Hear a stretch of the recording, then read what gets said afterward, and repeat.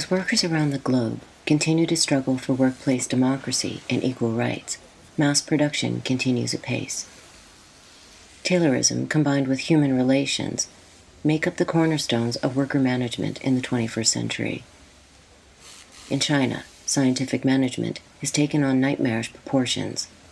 So extensive is the division of labor that millions of people are forced to perform roughly the same motion thousands of times a day. In the United States, workers in some assembly plants are required to be in continual motion for up to 57 seconds a minute. In Indonesia, sweatshops owned by corporations like Nike chart productivity down to 1,000th of a second. In offices and service industries, corporations are increasingly resorting to video surveillance and computerized monitoring. One of Frederick Taylor's descendants, John Taylor Gatto, has rebelled against his forebears' legacy. An award-winning teacher, he has also rebelled against the state of his profession.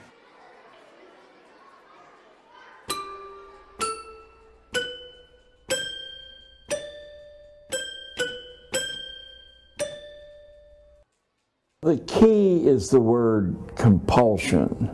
The idea of drawing all children, all young people, into some universal program administered by the leader or the leaders is as old as Plato, probably older.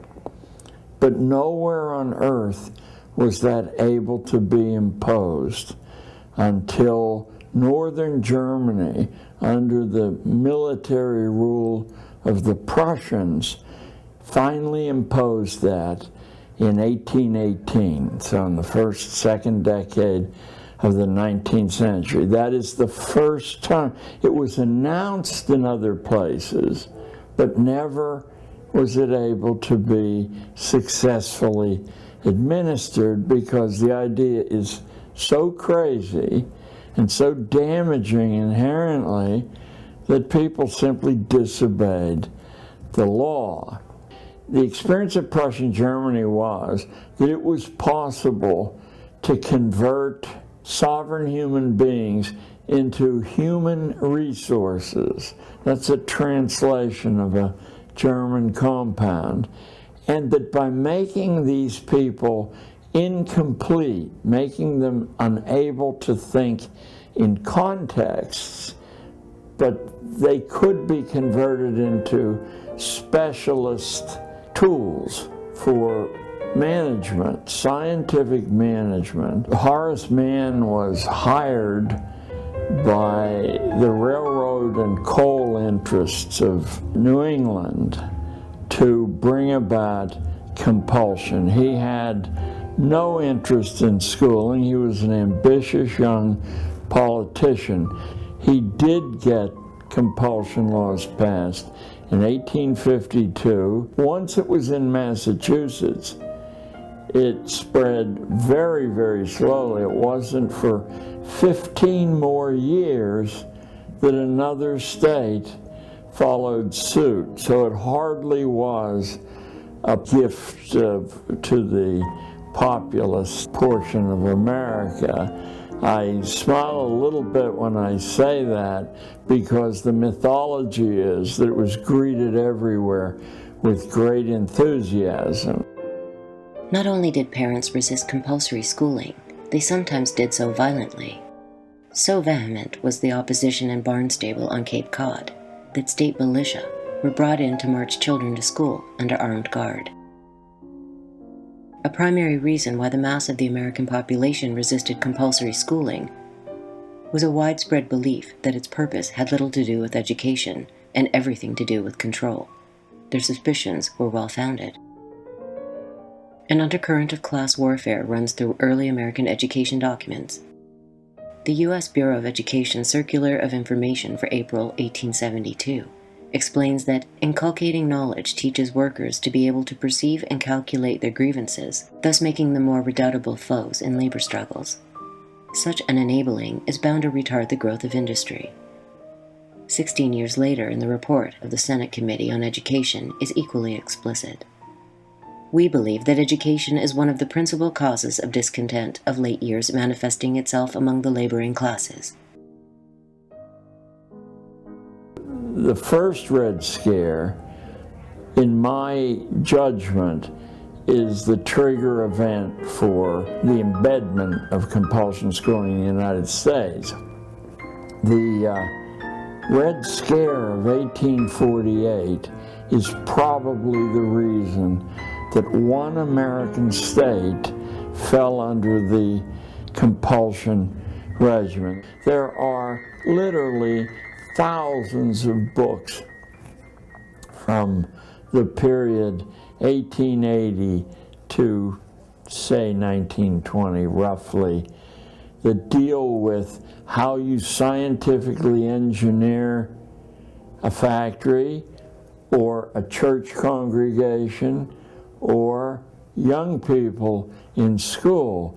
School which followed a general outline of converting kids into obedient tools now took on a very, very mechanistic aspect under this surge of scientific engineering. In 1903, the Atlantic Monthly called for adoption of scientific management in schools. Prominent education theorist William C. Bagley stressed a need for unquestioned obedience. The new system would train children for life in 20th century America, their role to fulfill the needs of commerce, industry, and government. In the community with the best education, more shoppers, more merchandise moving, a higher average of per capita sales. In the other community, fewer shoppers. Maybe things will look up in the long run. In the first community, there's a larger magazine circulation per 1,000 population. A much smaller circulation in the second community, a decline in demand. The student of typing, shorthand, and business machines becomes a producer upon graduation, a tax-developed community asset. He prepares for radio and electronics. His future promises a profit on the taxes invested in him. As education raises the cultural level, so it must also introduce youth to the know-how of production and stir interest in precision, efficiency, and service. With graduation, the community receives a new supply of young people who want a better life on the one hand and who have the ability to work for it on the other. Now the tax investment returns to the taxpayer. In order to aid in the process, the Gary Plan was introduced. It had a new organizational scheme in which different subjects would be taught by different departments. Similar to the breaking down of factory jobs under Taylorism, students would be herded from classroom to classroom in order to digest a stream of standardized factual information. Like Pavlov's dogs, they would do so at the ring of a bell. Children, go where I send thee. Where will you send me? I'm going to send me one by one. One with a little bit, a baby, born by the Virgin Mary. Born in Bethlehem. Children, go where I send thee. Where will you send me?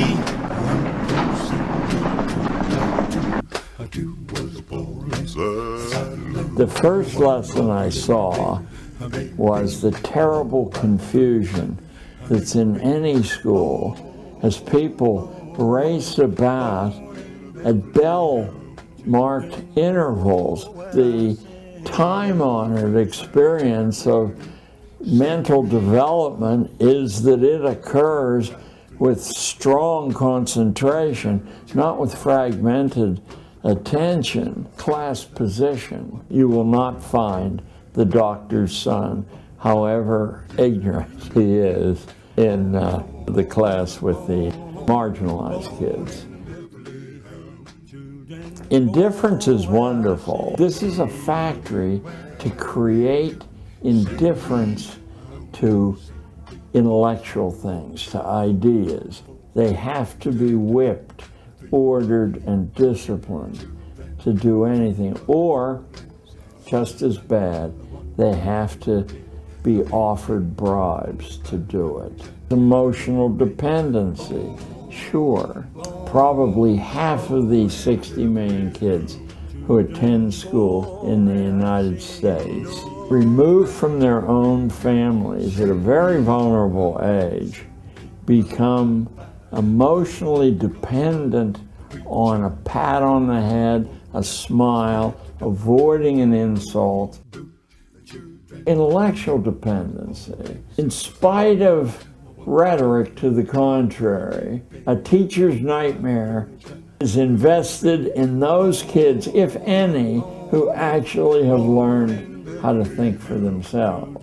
The teacher's job is not only to convey bits of information that should not be challenged, but also to convey how you connect those bits of information, but not practice in doing that for yourself.